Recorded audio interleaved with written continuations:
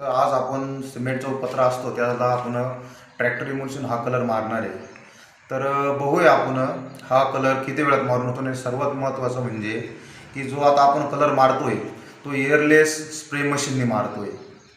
तर चला आपण बघूया काम किती आहे.